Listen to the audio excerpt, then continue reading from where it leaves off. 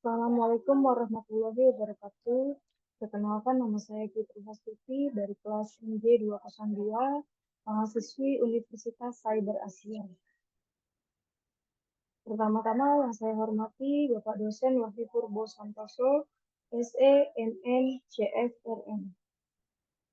Kali ini saya akan mempresentasikan mata kuliah Pasar Lembaga dan Keuangan UAS ujian akhir semester dengan judul OJK Dukung Perkembangan Sektor Jasa Keuangan tahun 2022.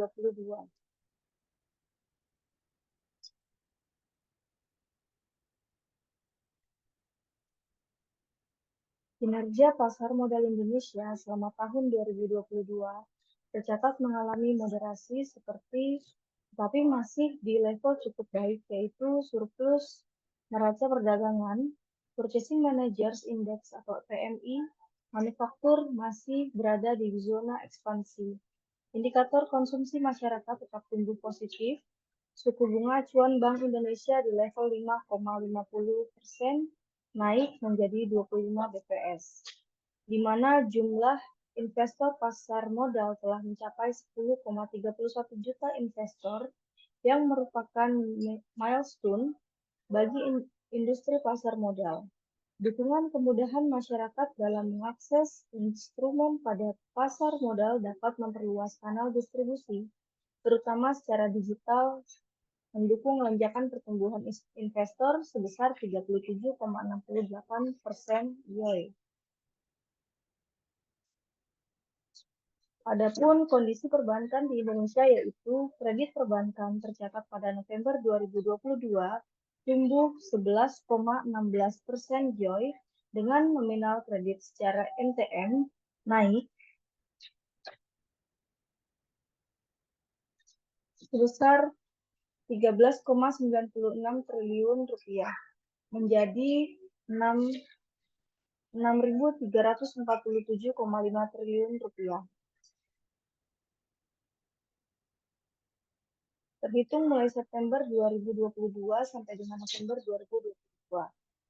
Dana pihak ketiga atau DPK tumbuh 8,78% YoY menjadi 7.974 triliun rupiah mulai September 2022 sampai dengan November 2022. Utamanya didorong peningkatan tabungan dan deposito.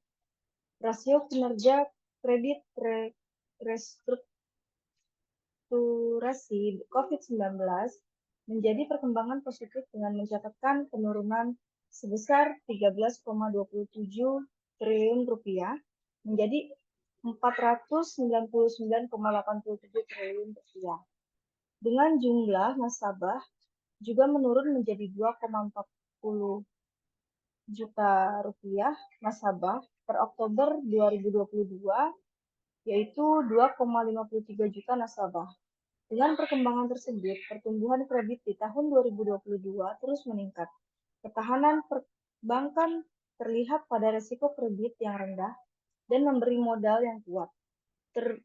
Tentunya kinerja perkembangan tersebut tidak lepas dari pengawasan OJK. Risiko yang dihadapi dengan CAR mengalami peningkatan mulai September 2022 yaitu 25,09%, Oktober 2022 sebanyak 25,08%, dan pada bulan November 2022 di angka 25,49%. Sedangkan risiko kredit cenderung menurun dapat dilihat pada rasio NPL gross per September 2022 di angka 2,78%. Oktober 2,72% dan terus menurun di bulan November 2022 di angka 2,65%. Perkembangan perbankan yang baik juga terlihat dari kondisi likuiditas tercermin dari AL atau DPK 27,35% September 2022, 29,46% Oktober 2022, dan naik juga menjadi 30,42% di bulan November 2022.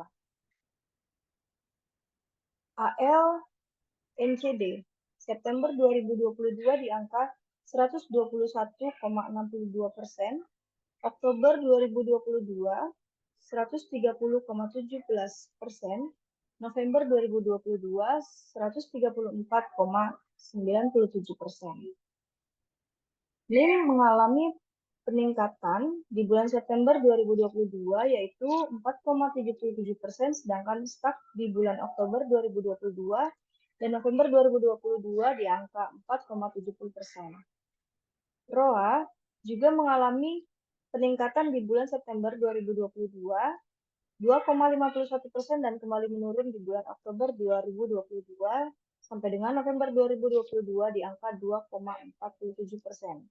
Sedangkan PDN naik terus mulai bulan September 2022 1,32%, Oktober 2,01%, November 2,50%. Kondisi industri non-keuangan di Indonesia.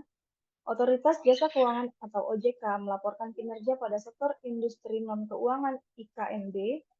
Pada tahun 2022, beberapa indikator kinerja industri keuangan non-bank tetap tumbuh, diantaranya akumulasi pendapatan premi pada sektor. Kita lihat berdasarkan pendapatan premi per September 2022 yaitu 232,16 triliun, Oktober 2022 255,2 triliun, November 2022 280,24 triliun. Dengan presentasi yaitu 0,44% YoY. Lalu ada piutang pembiayaan per September 2022 yaitu 397,42 triliun, Oktober 2022 402,64 triliun, dan di November 409,49 triliun dengan presentasi 12,96% YoY. Lalu ada aset dana 337,50 triliun di bulan September 2022. Di bulan Oktober 2022 338,71 triliun, November 341,87 triliun, presentasinya yaitu 5,06% YoY. Vintage P2P lending pada bulan September tahun 2022 yaitu 48,74 triliun, Oktober 49,33 triliun, November 49,33 triliun dengan presentasi 72,68% YoY.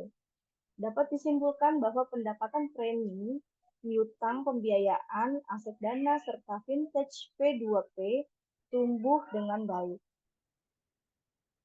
Permodalan di sektor IKNB yaitu berdasarkan RBC Asuransi Jiwa September 2022 yaitu 312,79%, Oktober 313,71%, November 2022 yaitu 324,34%. RBC Asuransi Umum di bulan September 467,25%, Oktober 464,24%, November 2022 479,88%. Untuk gearing rasio perusahaan pembiayaan yaitu pada September 2022 itu 2,00, Oktober 2,01, dan November 2,01. Lalu ada NPF perusahaan pembiayaan gross yaitu September 2022 2,58%, Oktober 2,54%, dan November 2,48%.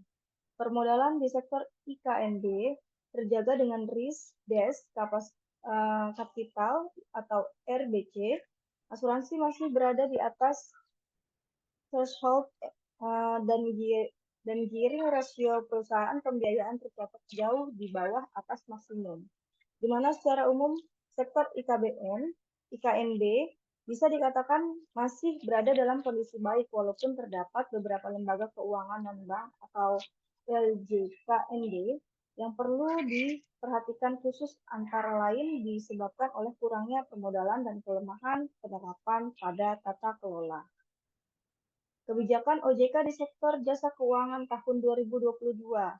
Beberapa kebijakan OJK dalam rangka menjaga kestabilan sektor jasa keuangan yaitu mitigasi peningkatan risiko eksternal terhadap stabilitas sektor jasa keuangan, kebijakan mendukung pemulihan perekonomian nasional, penguatan infrastruktur sektor jasa keuangan, penguatan pengawasan serta integritas pasar dan sektor keuangan, peningkatan literasi keuangan serta penguatan perlindungan konsumen, upaya enforcement atau penegakan hukum, peningkatan governance di sektor keuangan, dan dukungan terhadap inovasi keuangan digital. Program edukasi dan perlindungan konsumen.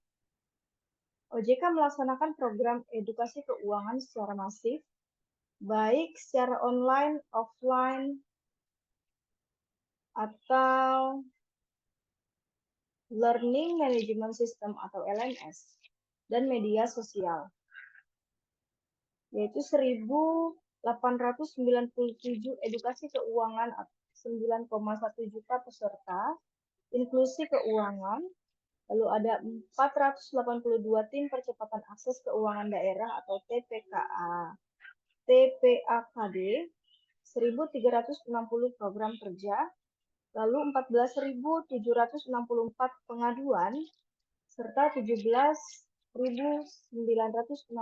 iklan. Meningkatkan program edukasi perlindungan konsumen yang bersifat multi-channel untuk dapat meningkatkan kepercayaan konsumen terhadap keamanan dan mutu, serta mengajak konsumen agar lebih cerdas dalam bertransaksi digital, e-commerce, dan lainnya.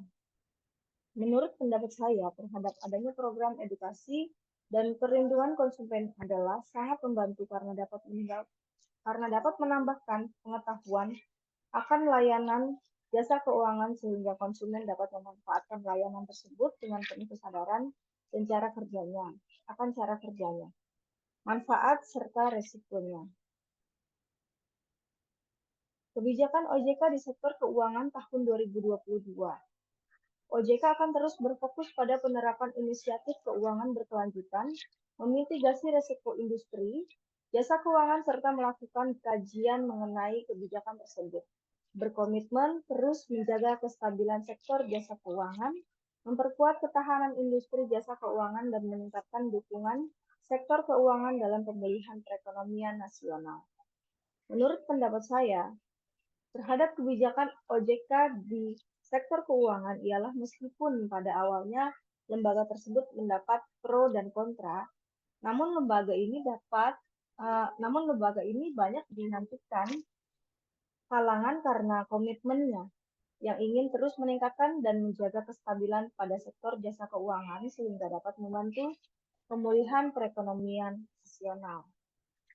Demikian presentasi dari saya. Selebihnya apabila ada kekurangan mohon dimaafkan dan mohon dikoreksi. Terima kasih. Wassalamualaikum warahmatullahi wabarakatuh.